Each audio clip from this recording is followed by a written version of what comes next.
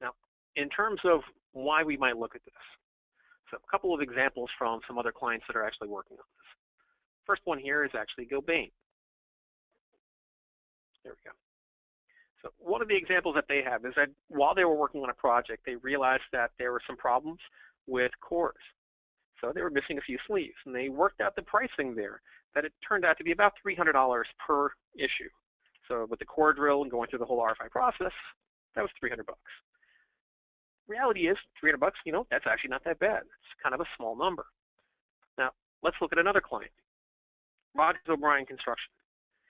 They actually mentioned specifically that they went from having 30% of their sleeves being in the wrong spot, or not even being in there at all, to actually having only 1 or 2 missing in over 11,000 sleeves.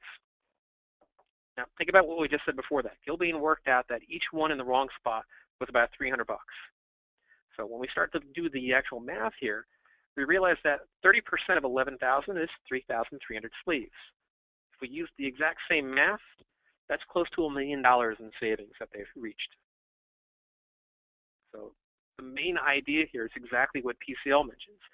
They're working on a reduction in waste, whether that's a waste of time, a waste of manpower, or a waste of assets. We're trying to actually save time and stop wasting all of the above. So the benefits that we're looking at with the point layout tool is basically making sure that everybody is up to date with everything, our coordinates, our locations, our content, and trying to share that information. And part of the idea is with BIM is the insight of where things are, the collaboration across teams, and saving time. And that's what we're going to be getting from these kind of tools. Now, the other thing here is if you have glue, you might already have layout. What I mean by that is depending on how you purchased glue, if you have a subscription for multiple users or for enterprise, what some people don't realize is that actually comes with several seats of Navisworks Manage and point layout. It really is going to depend on how many that you bought. But if you have that, it's definitely worth looking into to see if you already have it. So I would call up your reseller and find out if you're not sure.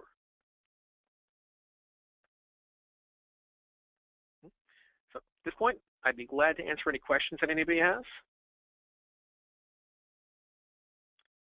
And if you are curious about something, please feel free to drop it into the questions box. We get one question. Name I kept mentioning throughout this was TopCon. Is TopCon the only device that it works with? Actually, no. There's a handful of devices from TopCon that it does connect to. That's true. But it also works with a couple of Leica devices as well. So at the moment, I believe those are the 2 main manufacturers. The website for that is actually always being updated, as well as the iTunes page for that specific app. They always list the current devices that it actually connects to. But again, even if it doesn't connect directly, I can still import and export using the formats that all of the devices can actually work with.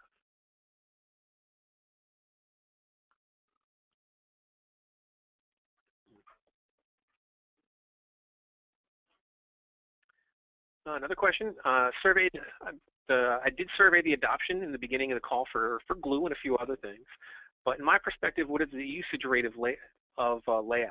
Honestly, not that much. The thing I just mentioned, where if you have glue, you already have this, I think a lot of the problem right now with the adoption of layout is that people don't realize that they have it. So in that case, it's mostly just getting people to understand, okay, well, this is what that tool does. Because like a lot of things from Autodesk in some respects, they change the name here and there, or it's called APL here, it's called layout there, it's called Autodesk point layout here, and there can be some confusion. But I think more people are starting to realize as they get comfortable with the other BIM 360 tools, what this is and how it can really benefit their workflow. So I've been seeing that adoption grow, thankfully. Another question, does layout recognize points from a scanned building? Now, if we're talking about a traditional laser scan, no. This is specifically more for actually setup or layout scanning. So the scanners that we're talking about, like the TopCon, say LM100 or 200, and I just use that one because I'm most familiar with that. Rather than scanning, like I do a setup, I hit the button and I go away, and when I come back, it's done, scan the entire room and I've got millions or thousands of points for it. This is specifically scanning certain locations, whether I use it with that the target, or I'm just pointing at specific locations and making sure the laser's where I want. So it's much more specific as opposed to the overall, existing condition scan. That's not to say that I couldn't put that in there, but I wouldn't want all of those points brought in. It would be too much.